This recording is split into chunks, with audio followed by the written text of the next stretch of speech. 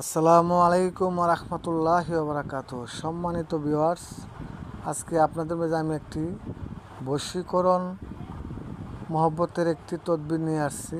আপনারা যদি করতে পারেন ইনশাল্লাহ 3 দিনের ভিতর ফলাফল পাবেন। তদবিরটি হচ্ছে, আপনারা সোমবার দিন দুপুরবেলা যখন 12টা থেকে 1টার মধ্যে কাজটা করতে হবে। সোমবার দিন উজু করে আপনারা খোলা আকাশের নিচে দাঁড়িয়ে খালি পায়ে, জুতা পায়ে রাখা যাবে না, খালি পায়ে মাটিতে দাঁড়িয়ে আপনারা যখন তদবিরটা করবেন মনে মনে স্মরণ করবেন এবং তার চেহারা স্মরণ করবেন যাকে আপনি বাধ্য করতে চাচ্ছেন। আপনি এই দোয়াটি পড়বেন, ইয়া জাল জালালি ওয়াল ইকরাম। শুধু এতটুকু।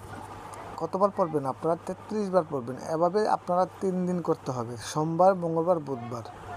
বুধবার দিন শেষ করার পর কিছু মিষ্টি জাতীয় দ্রব্য ছোটো বাচ্চাদের কাছে খাইতে দিবেন, মানে বিলীন করবেন, বুঝতে পারছেন?